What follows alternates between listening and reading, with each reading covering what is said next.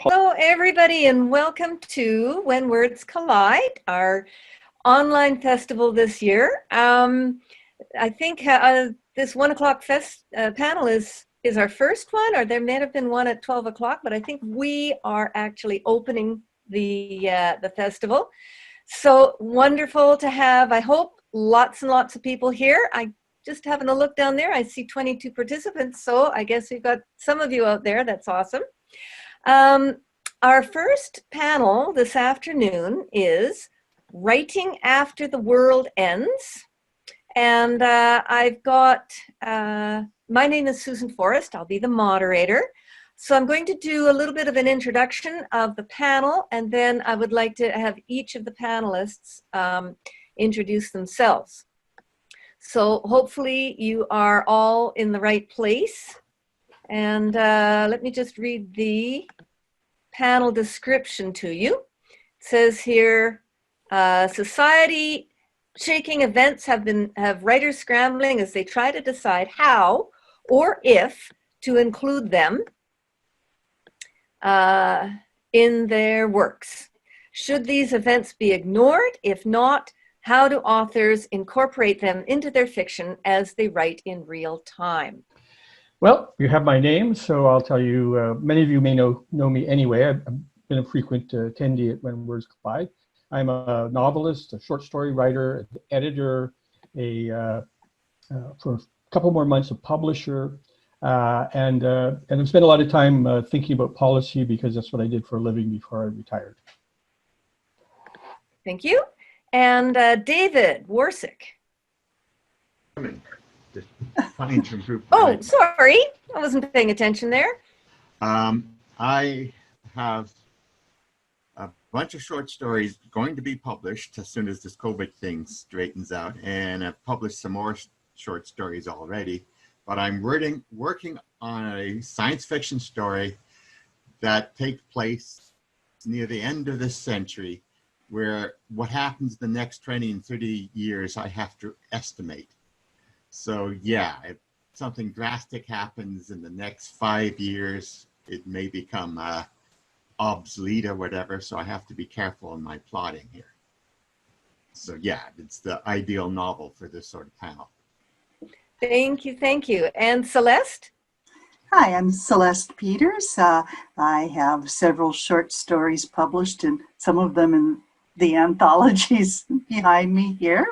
I'm also working on a novel at the moment that is near future, and several things going on in the world today are going to have a direct impact on my thematic material and occurrences in the book. So this is very near and dear to my heart.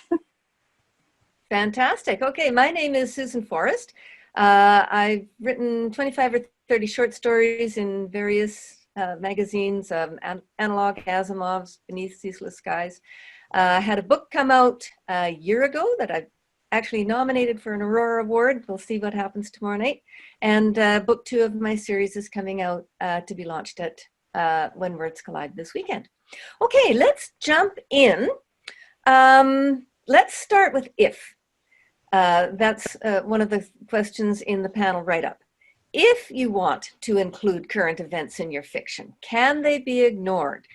Should you be dealing with these big issues? We've got, well, obviously the pandemic, we've got the Black Lives Matter, we've got climate change, we've got so many things, US elections, Canadian government, all kinds of things on our radar right now. Are these things that we should be writing about? Well, I'll jump in. Of course, if you're writing near future science fiction, and you mentioned the year 2020, and you don't mention the fact that there was a major economic upheaval caused by a pandemic, people will be wondering, what cave were you living in? You know, the problem with incorporating too much of current events is no one knows what's going to happen. No one can predict what's going to be, the world's going to be like 6 months from now, let alone 5 years from now. So I often think that it's better to use events that you're living through as metaphor, use them in a metaphorical way. And sometimes that happens by accident. Just the other day, I ordered a new book, and it's a novel by Emma Donoghue called The Pull of the Stars. And Emma probably wrote that novel last year or the year before. What's it about? The Spanish flu, right? Fortuitous, it comes out in the middle of the COVID. And you know, people say, wow, you know, she must have just like whipped that together. But of course she didn't. You know, it's a major novelist, major publishing house. That book was done 2 years ago. So fortuitously, she gets a metaphor for it. But the chances of you getting the metaphor right, predicting what's going to happen, your fiction is more likely to turn into alternate history. David. Okay. It depends. You can do it very carefully, or you can be really right off. Like some of the writers in the 1920s did not see World War II coming. But a good story will still work regardless of what happens. The idea is partly to be somewhat vague about timing. Like, I'm not going to actually put an actual decade in on when my story happens, so that there's a little leeway of what's going on. And you don't describe near events in that much detail, because that will automatically become obsolete. But yeah, you have to be careful.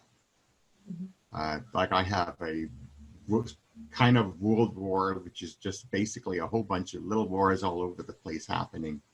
And then some person in Germany actually rises up and becomes almost an anti-Hitler, getting everybody together to stop fighting and all that sort of stuff. And what happens is one of my characters is a German who's a real fan of this German general, and he's working in a lab that has a safety feature, so that they're trying to measure time changes in gravity waves. So when somebody else goes back into the past and changes everything, so everything changes, these people are still in their time screen when they come out of the safe, and everything has changed drastically. Basically, Hitler wins the war. So now that's rather controversial in some ways. You're assuming first that there will be a general breakdown in society in the later of this part of this century, and that may not happen, but it is a fiction book. So if it doesn't happen, then we can all be happier. But it's like writing a zombie apocalypse. You don't sit there disappointed if it never occurs. Great. Celeste? Well, I think it depends on how closely to the disaster you're writing. Looking at who's going to be wanting to read your story. If you focus too closely on events of the disaster, whatever it is, and it's too soon, you're going to have people who are still traumatized by the disaster. And I know firsthand, well, actually secondhand, what going through severe trauma in a disaster can do to a person. And I should just say, my sister and her husband are survivors of the fire in Paradise, California. And I know from that perspective that anything to do with the fire is the last thing they want to watch a movie on or read a book about. So it depends on how big the disaster is. I mean, we've got a worldwide pandemic. How many readers are you going to have out there who want to rehash all of that if you're publishing too soon after the incident? At the same time, I think you said, Susan, and I would agree that if something major has happened, and your readers are going to expect to see at least some reference to it if your story and that incident has relevance. You know, you shouldn't go into it in any great detail, the disaster, unless it has enormous impact on your story. And then, you know, there are always going to be readers who didn't have the disaster impact them as severely, and they're going to want to see from different points of view how this was experienced. So you're still going to have a market, but it just might not be as large as it might once have been. Yeah, I know that we often talk about how predictions are always wrong. I mean, other than Captain Kirk's flip phone, you know, we still don't have flying cars, right? They're called helicopters. Okay. But I wanted to get back to something David said a little bit ago about this whole business of specificity versus being a little bit more general or a little bit more vague. You know, don't mention the decade for the novel and what have you.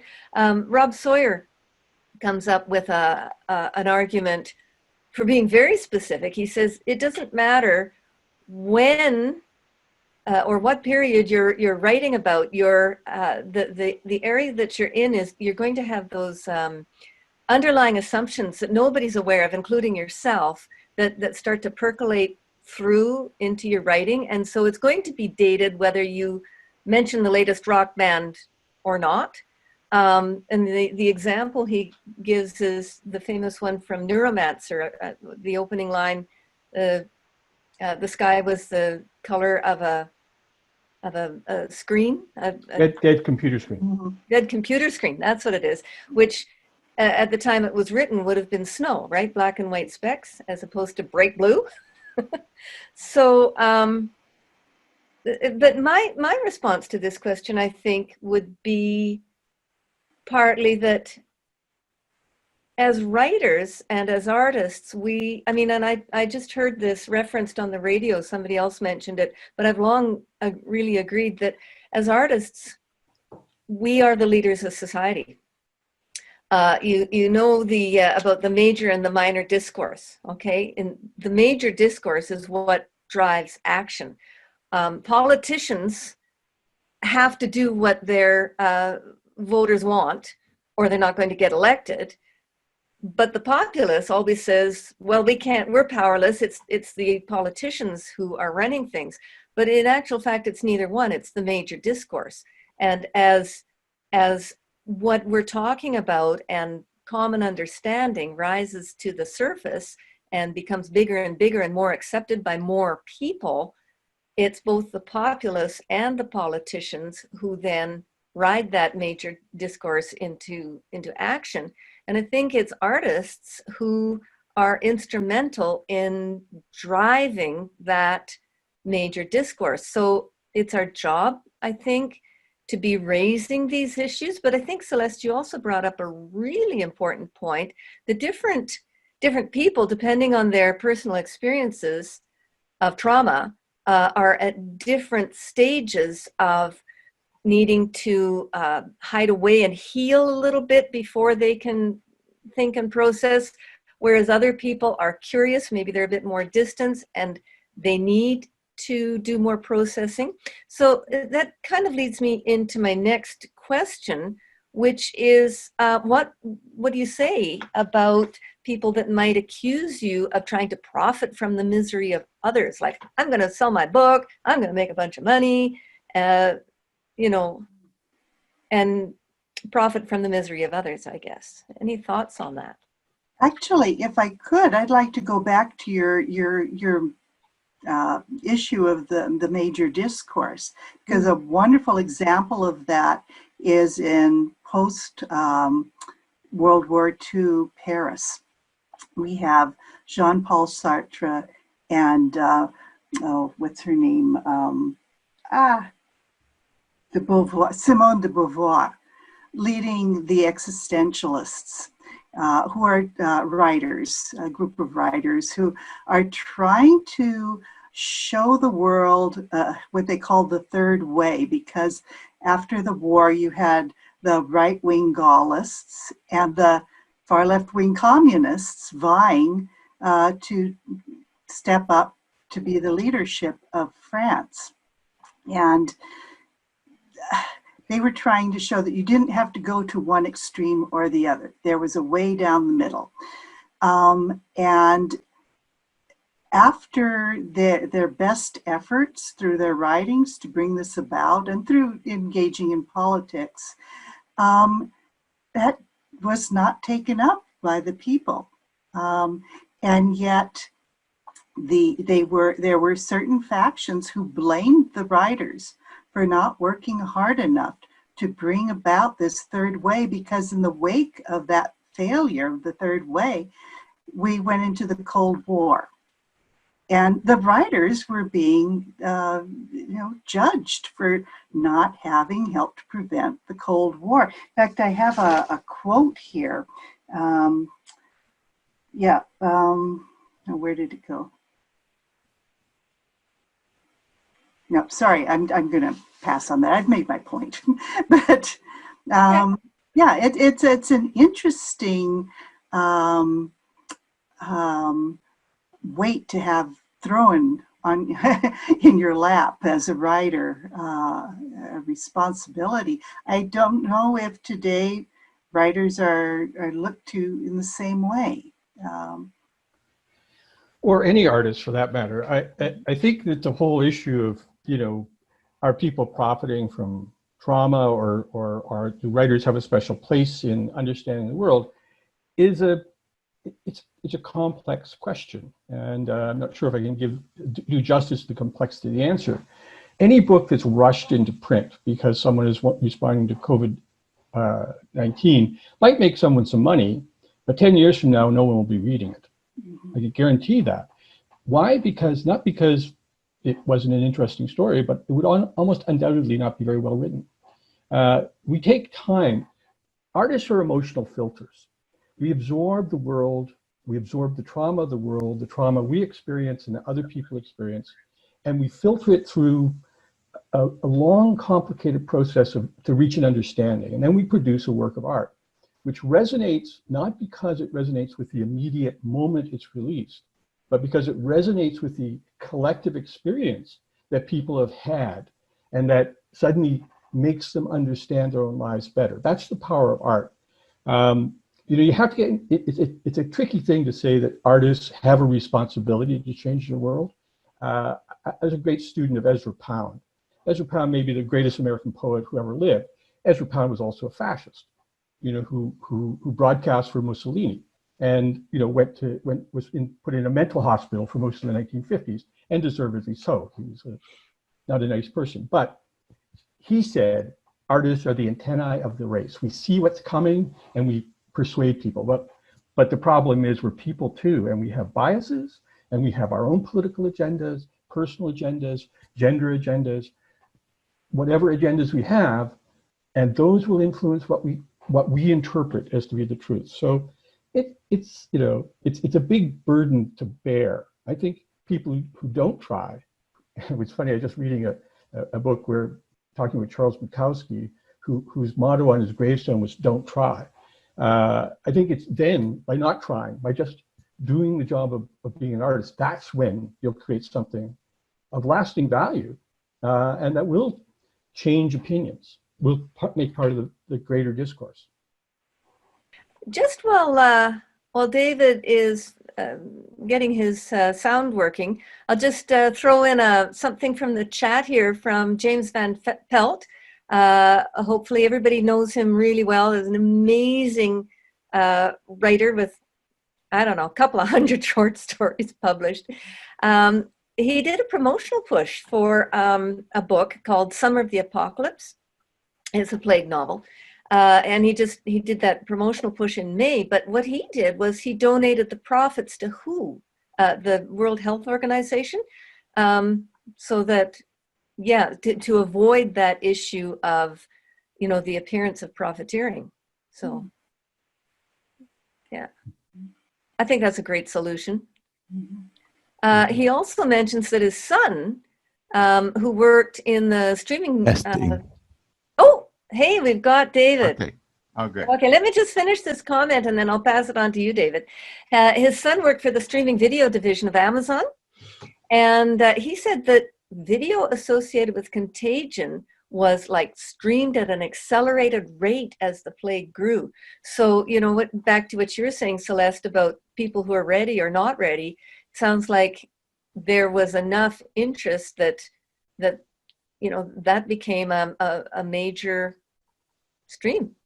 Yeah. I think there's a difference, though, between wanting to be informed while you're going through the trauma so that you can negotiate it as best as possible versus being re-traumatized after the fact by having the initiating event thrown in your face over and over again.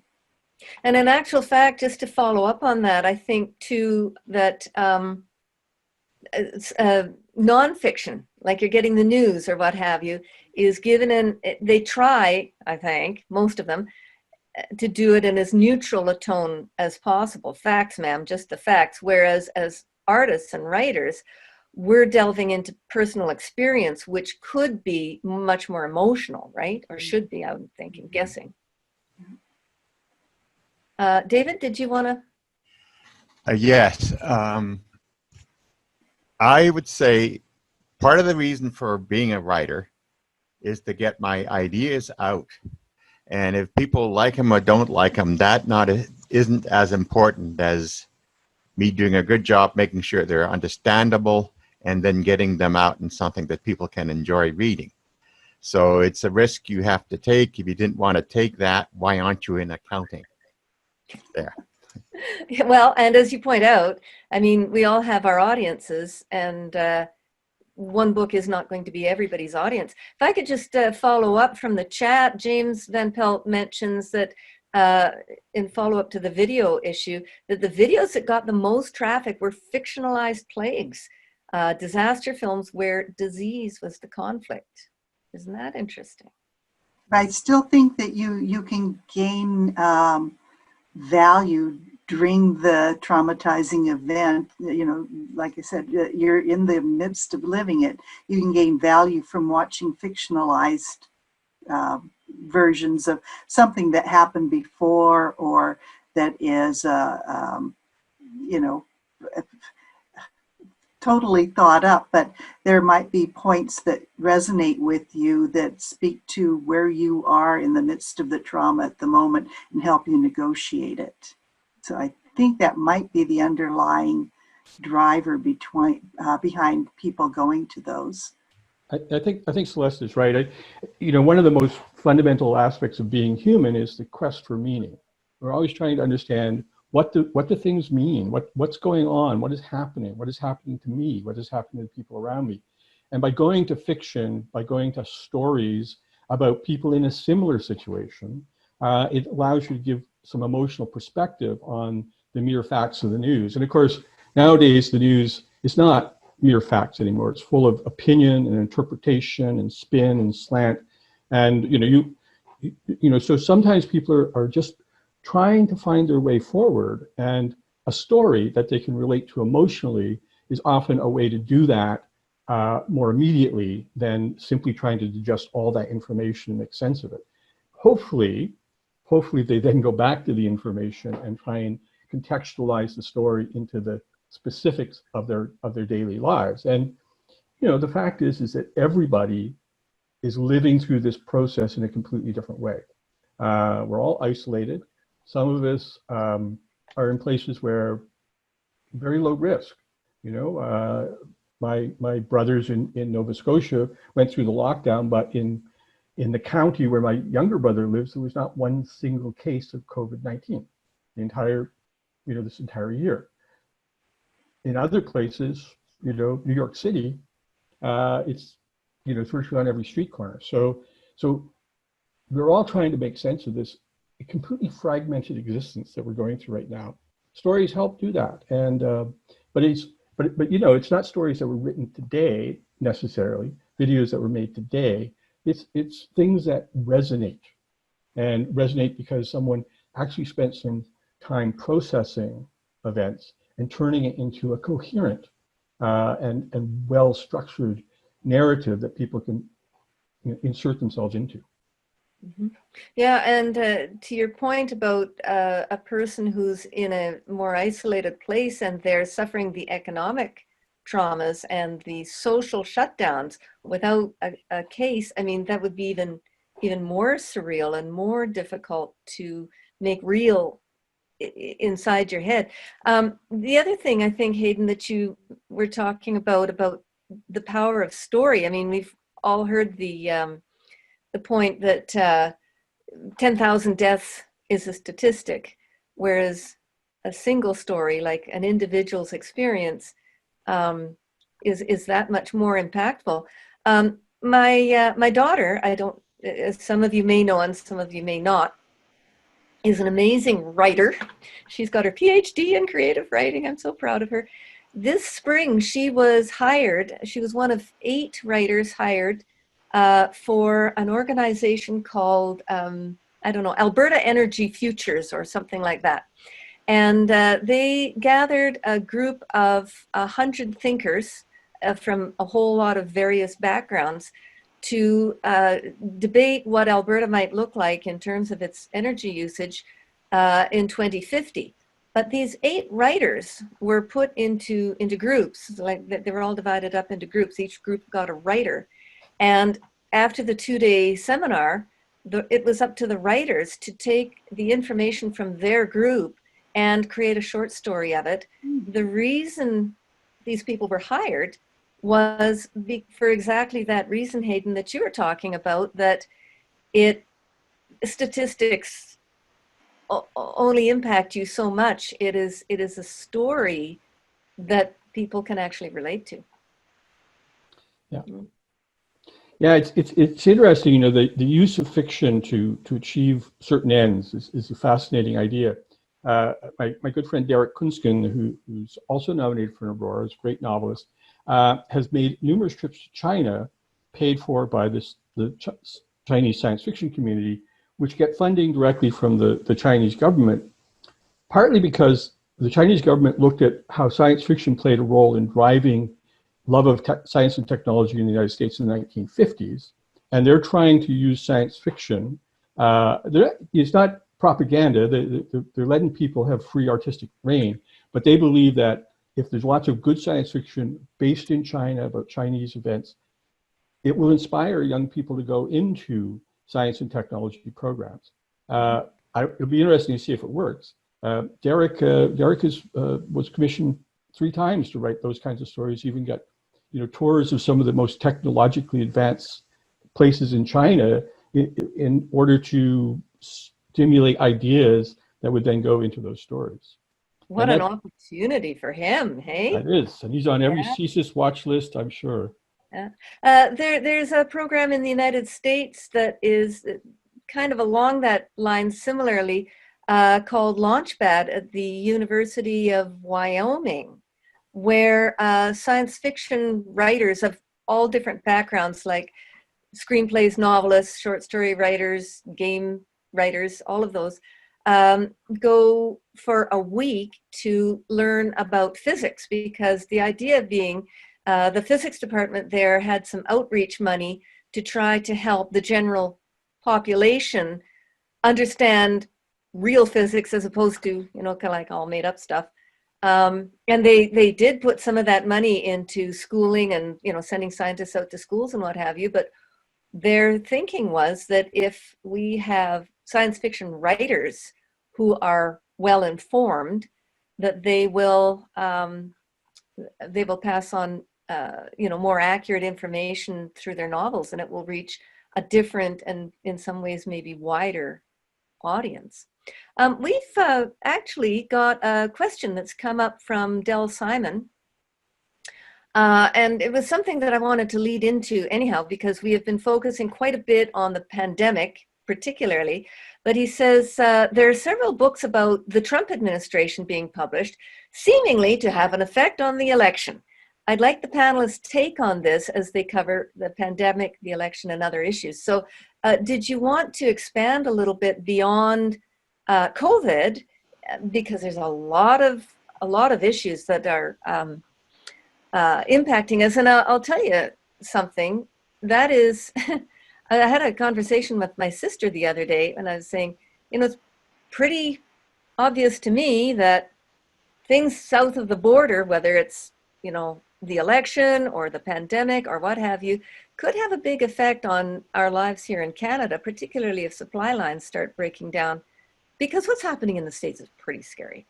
And she said, well, what are you going to do about it? Like me personally, how am I going to change my life if I can see these disasters coming? So let's expand beyond the pandemic to other world events. Any thoughts from our panelists? I think there's a big difference between a lot of the books that are being published right now that are nonfiction, trying to make an impact, and some that are trying to look just a little ways down the line and give us some glimpse into alternate futures that we might want to consider as possibilities, so that we can, like you, Susan, begin to think that question. Should I be stockpiling? Should I be divesting myself of any investments in the United States? And we as fiction writers, I think, are perfectly placed to offer those alternate futures for consideration. I'm thinking of Craig Delury's wonderful book, Our War, and how complex he's showing the way things could devolve. It's really an eye-opener and beginning to look more and more realistic every day. And I know there are other writers out there, putting their own stamp on the dilemma and trying to portray what they feel will be the near future. I'm going to take a completely contrarian view on this. Yeah. I think that we've been programmed by mass media over the last 25 years to think that the future is going to be worse than the present, worse than the past, despite 150 years of evidence to the contrary. Yeah, we can, you can talk about World War I and II, and there were terrible setbacks, but overall, the future has continually gotten brighter for the last 150, 200 years. The emancipation of women, the end of slavery, the creation of the middle class, the improvement in healthcare, improvement in education, educational levels at the highest they've ever been in the world. So, but we continually think, oh, the world's going to fall apart. It's going to fall apart any minute. And partly it's because each and every one of us know we're going to die. We're going to get sick and die, and that's the future, right? So we tend to project that. But I actually think that this year could mark a turning point in Western civilization, a positive turning point. COVID has taught us that, what? You can give people money every month and the world doesn't end. It doesn't end. You could have basic income. World doesn't end. Because people want to be productive and creative. People don't just want money, they want to do things. But they need money. And in times of disaster, that's what we need. We have had this year shoved in our face 200 years of systematic and continuous racism against Black people, Indigenous people, people of color, women, gay people, LGBTQ, and we're suddenly waking up to it. Not just people who knew, but ordinary people. My older brother is a bit of a reactionary, but even he's starting to talk about the need to deal with racism and to deal with poverty and so on. And so I go, there's a potential here of actually transforming the way we consider economies, the way we include the environment, the way we deal with diversity and disparity and inequality. So I'd like to see writers take all of that, all of the things that are going on that seem so terrible, and realize that it's actually a gateway to a better future. That would be a book I'd read. See, but you've just made my point, Hayden, that there's room for infinite, futures, And I think it's wonderful that people should write about positive futures. We need more of that, because for the sake of conflict in story, we tend to hone in on those terrible stories instead of the brighter futures, because where's the conflict in that? But I think they're very valuable and need to be out there. Can I add some? No. Yeah. Haven't heard from you for a minute. Okay. First, there's a tendency in the human mind to think of a golden age that isn't around anymore. We even had that back in classical Greece. They talked about the earlier period, which really wasn't all that good, but it became rosy and heroic. So we always have to fight that thing. It's been going on for millennia after millennia. Another thing is there is a service. Part of the reason why we have not nuked ourselves in the 1960s is because of all of the terrible stories writers were putting out about the effects of a nuclear war. That sort of set up this mentality is that it's really serious. We should never do it if we don't have to. And we haven't done it. And that was partly because of all these negative stories in that. One of the stories that really got into the gut of the communists was 1984. Now suddenly everybody had a book that showed, no, communism isn't the cure. Then little books coming out now will have the same effect. People say, okay, maybe I'll change the way I think because of this story. So, and that is, even if it's negative, it still ends up having a good positive effect. Just like to bring up a couple of things that are showing up in chat in case not everybody's seen them. And that is Rosemary Claire Smith. Hi, Rosemary. Has been to Launchpad, and she's given the link for anybody who's interested in applying. And also a couple of people who are pointing out, well said, Hayden, doesn't have to be doom and gloom, and talking about the genre or the subgenre of hope punk. Yeah, okay. So I think I've covered that. Now, also J.R.H. Lawless has put in the next question. How do you handle communication around near future SF stories that were absurdist when you wrote them before 2020, but seem tragically realistic nowadays? I'm not quite sure what he's getting at there, but I'm going to interpret this as that maybe you wrote something in the past and you're thinking you're taking this way too far, so it's a bit absurdist, and now all of a sudden it's coming true. So I think he's referring back to this business of the central idea of this panel. If you write about pandemics or major events or not, and if so, how? So you've got this story, it seemed absurdist in the past, but now it's spot on. So how would you market that without treading on the tragedy of others? I'm guessing that's what he means. Jay, if you can clarify that, that would be great. But did anybody want to jump in on that one? Well, I will use an example. You mentioned Robert Sawyer not long ago. Well, of course, his book Triggers. No, not Triggers. It's on my shelf right back there. I should be able to find it. Quantum Night. Quantum Night, published in 2015, projected what's considered an absurd idea that a president would be elected in the United States who is a narcissist, nearly a sociopath or psychopath, that he would lead America into a massive potential civil war. When it came out, that was the main criticism. A great story, but who could believe this? A year later, look what we got. So, sometimes these things market themselves. So I would say that if what you've written is honest to your own feelings, your own sense of what the future looks like or what the future could look like, I think then the story becomes immediately marketable. the harder you try to write a story to theme, I always say this. My wife and I argue this all the time. She says she'll try to write to a market. An anthology will come out, or she'll try to second guess what Asimov wants. And I haven't done that for years. And we both have our own successes. But I write the stories that just simply resonate for me personally. If they're true to me, it doesn't matter whether they're absurd.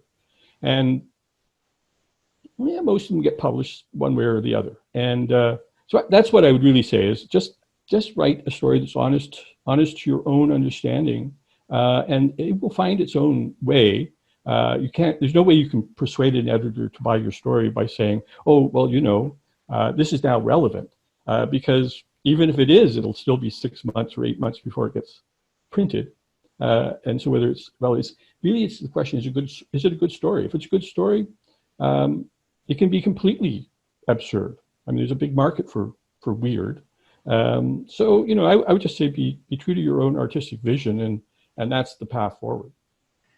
A couple of years ago, I got a story published about religious fanatics using carrier drones to carry weapons of destruction, and the heroes using flying models of Cambrian creatures to stop these things. Now they've got development. Some people are developing drones specifically to take out terrorist drones.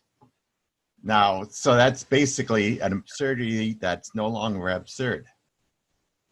I don't actually feel bad about it, because if they were to figure it out anyways, from my knowledge of history, if it's something that's useful, somebody will think of it.